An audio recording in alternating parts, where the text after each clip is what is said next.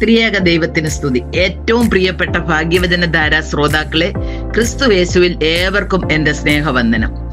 പരിശുദ്ധ 50 നോയമ്പിന്റെ 3-ാം വ്യാഴാഴ്ചയിലേക്ക് നാം കടന്നു വന്നിരിക്കുകയാണല്ലോ.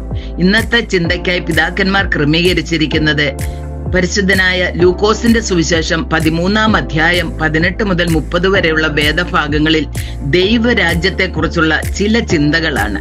ദൈവരാജ്യത്തെക്കുറിച്ച് പല ഉപമകളും കർത്താവ് നമ്മെ പഠിപ്പിച്ചിട്ടുണ്ട്. ദൈവരാജ്യം ഒരു അനുഭവമാകിയാൽ തൊട്ടും കണ്ടും മനസ്സിലാക്കുവാൻ സാധിക്കുകയില്ല. ആയതിനാൽ അത് സുഗ്രാഹ്യമാക്കുവാൻ സാധാരണ മനുഷ്യർക്ക് സുപരിചിതങ്ങളായ ചില ഉപമകളാണ് കർത്താവ് ഇവിടെ സ്വീകരിച്ചിരിക്കുന്നത്. അതിൽ ഒരു ഉപമ വിശുദ്ധ ലൂക്കോസിന്റെ സുവിശേഷം 13-ന്റെ 20-21 വാക്യങ്ങളിൽ ഇങ്ങനെ പറയുന്നു: പിന്നെയും അവൻ ദൈവരാജ്യത്തെ ഏതിനോട് ഉപമിക്കേണ്ടു? അത് പുളിച്ച മാവിനോട് തുല്യം. അതൊരു സ്ത്രീ എടുത്ത് 3 പറ പാവിൽ ചേർത്തു എല്ലാം പുളിച്ചു വരുവോളം അടക്കി വെച്ചു എന്ന് പറഞ്ഞു.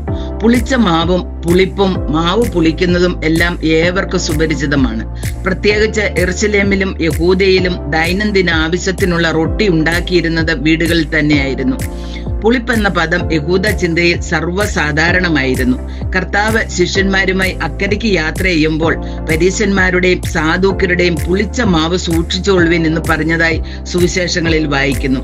ഇത് സാദൂക്യരുടെയും പരീശന്മാരുടെയും ദുരുപദേശത്തെ കുറിച്ചാണ് പറഞ്ഞതെന്ന് വിശുദ്ധ മത്തായി ശ്ലീഹായുടെ സുവിശേഷം 16-ാം അധ്യായം 12-ൽ കാണാം.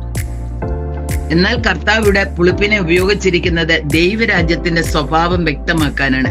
ദൈവരാജ്യത്തെക്കുറിച്ച് 4-5 കാര്യങ്ങൾ സൂചിപ്പിക്കട്ടെ. ദൈവരാജ്യം ആരംഭിക്കുന്നത് ഏറ്റവും ചെറിയ കാര്യങ്ങളിൽ നിന്നാണ് എന്നതാണ് ഒന്നാമത്തെ കാര്യം. 3 പറ മാവ് പുളിപ്പിക്കുവാനായി ഉപയോഗിച്ചത് അല്പം പുളിപ്പ് മാത്രമാണ്. അത് പതുക്കെ പ്രവർത്തിച്ച് പിണ്ടത്തെ മുഴുവൻ പുളിപ്പിച്ച് രുചികരമായ വിഭവമായി തീർക്കുന്നു.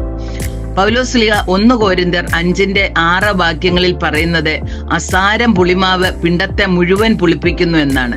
ദൈവരാജ്യം എന്നത് സമത്വത്തിന്റെയും നന്മയുടെയും സന്തോഷത്തിന്റെയും സമാധാനത്തിന്റെയും കേദാരമാണല്ലോ.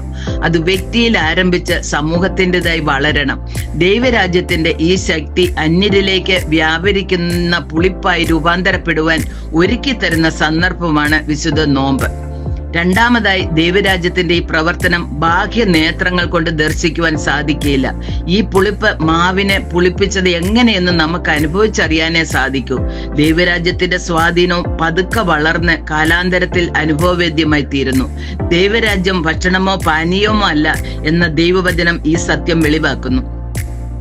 മൂന്നാമത്, ദൈവരാജ്യത്തിന്റെ ഈ പ്രവൃത്തി ബാഹ്യമല്ല, ആന്തരികമാണ്. മാവ് രുചിച്ചു നോക്കുമ്പോഴാണ് അതിന്റെ സത്തയിൽ വന്ന മാറ്റം അനുഭവവേദ്യമാക്കുന്നത്. ദൈവരാജ്യം എന്നതും ഒരു അനുഭവമാണല്ലോ. നമ്മുടെ സ്വഭാവത്തിൽ മാറ്റം വരുത്തി ദൈവരാജ്യ അനുരൂപികളാക്കുക എന്നതാണല്ലോ നോമ്പിന്റെ ലക്ഷ്യം. ഒരുവൻ ക്രിസ്തുവിലായാൽ അവൻ പുതിയ സൃഷ്ടിയാകുന്നു എന്ന പൗലോസ് ശ്ലീഹയുടെ വാക്കുകളും പുതുതായി ജനിച്ചില്ല എങ്കിൽ ദൈവരാജ്യം കാണുവാൻ ആർക്കും കഴിയുകയില്ലെന്ന കർത്താവിന്റെ വാക്കുകളും ഈ സത്യം വെളിവാക്കുന്നു. നാലാമതായി, ദൈവരാജ്യത്തിന്റെ പുളിപ്പ് സ്വയമായി സൃഷ്ടിക്കാവുന്നതല്ല, ദൈവത്തിൽ നിന്ന് ആർജിക്കേണ്ടതാണ്. പുളിപ്പ് ചേർത്ത് പുളിപ്പിച്ചെടുത്ത പിണ്ടം ഈ പുളിപ്പ് ഏതിൽ നിന്നെടുത്തോ ആ പിണ്ടത്തിന്റെ ഭാഗമായി രൂപാന്തരം പ്രാപിക്കുകയാണ് ചെയ്യുന്നത്.